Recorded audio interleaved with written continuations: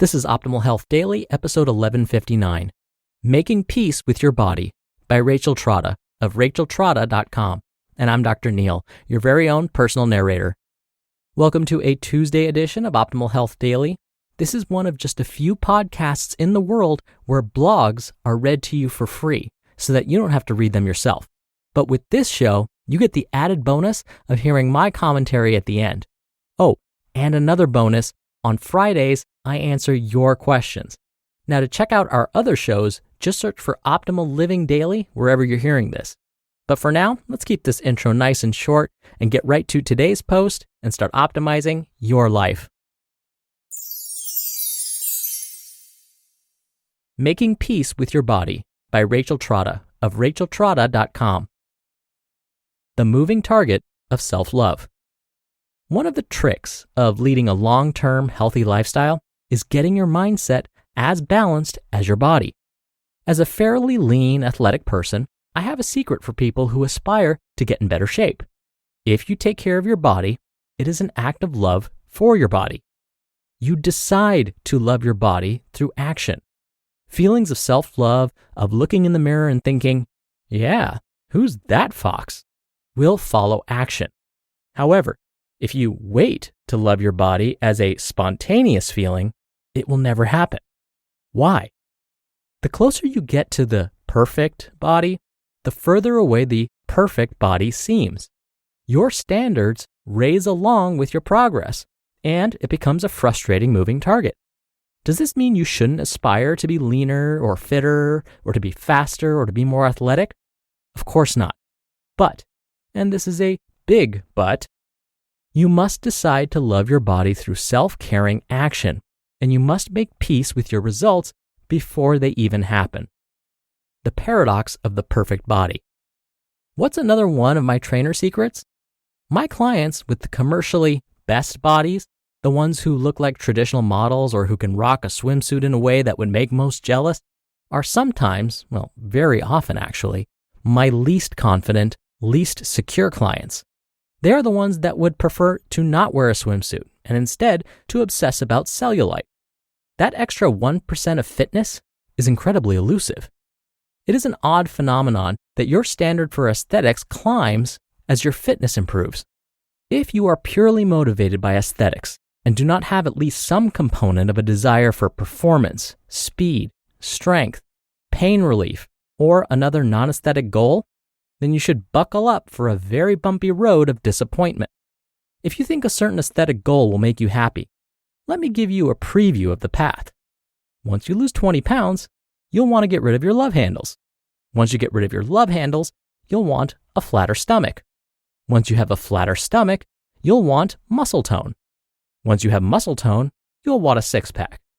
Once you have a six-pack, you will decide that somehow your thighs or your arms are not up to snuff.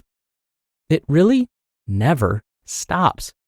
You can always look better somehow, and the standard of perfection keeps getting further and further away, just beyond reach. I know this because I have experienced it myself, and I have seen clients go through this process. It is why it is essential that, in addition to aesthetics, because I don't think it's helpful to pretend that aesthetics is not a factor, you must have performance goals. How to make peace with your body. Performance goals save the day. What do I mean by performance? Here are a few examples. Squatting or deadlifting your body weight or more. Running a new race or running a familiar race faster. Mastering pull-ups and chin-ups and push-ups. Getting rid of any nagging pains you may have. Habit-based goals like doing a workout a certain number of times per week. Living pain-free, being capable of lifting, pulling, or pushing your own body weight, moving faster, having a healthier heart, and being able to push yourself harder and longer are all skills that have the potential to both extend and enhance your life, both in longevity and in quality.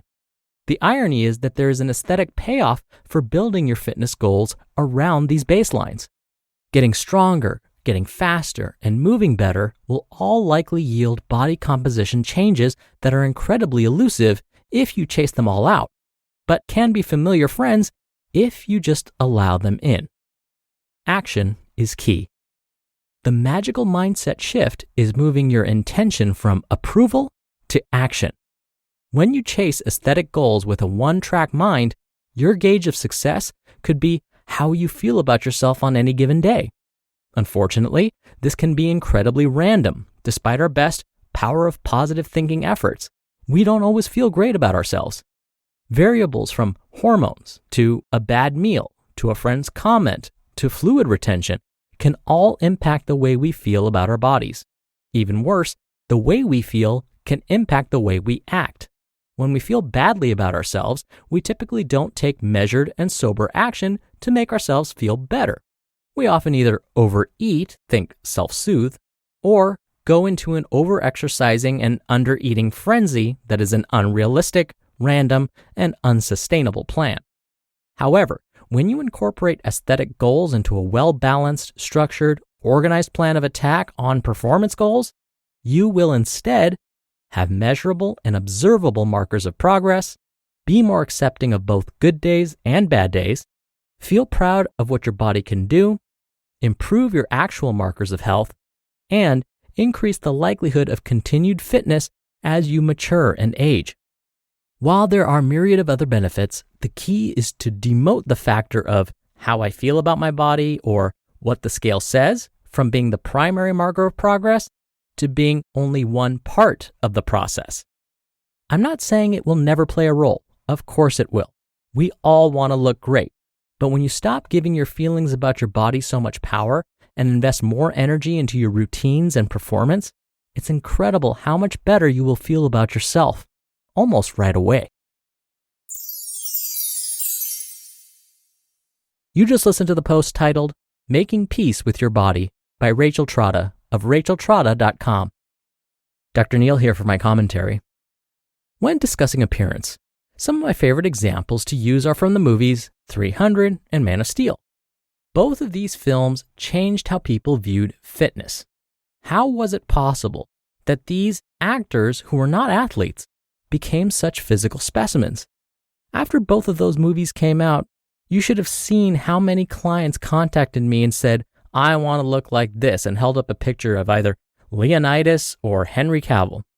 Actors in both films thanked Mark Twight, their trainer, for these physical achievements. Mark Twight, while grateful for this appreciation, believed that people were a bit misled by his training approaches.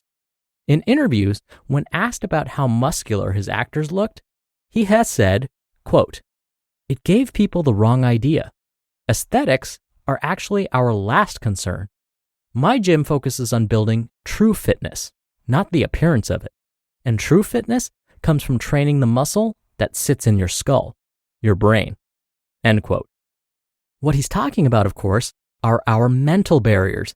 And just as Rachel mentioned, Mark Twight believes in performance-related goals. If we focus on being just a bit better tomorrow, and then the next day, and then the next, bigger muscles and a flatter stomach will eventually follow. As Rachel put it so perfectly, what will happen when you do finally achieve those six-pack abs? Will you then say, well, I did it, I met my goals, guess I'll stop working out now? Probably not, or hopefully not. It will just leave the door open for us to find something else to critique about ourselves. But if we can focus on performing just one more push-up, or one more pull-up, or add one more pound to our deadlift or squat during our workouts, these habits will force our muscles to grow. These habits, when performed consistently, will lead to our bodies eventually burning fat for energy. And in turn, between our muscles growing and eventually burning fat for energy, we're going to change how our bodies look for the better. All right, that's it from me for today. Thank you so much for listening. Thank you for being a subscriber of the show. I hope you have a great rest of your day, and I'll see you back here tomorrow where your optimal life awaits.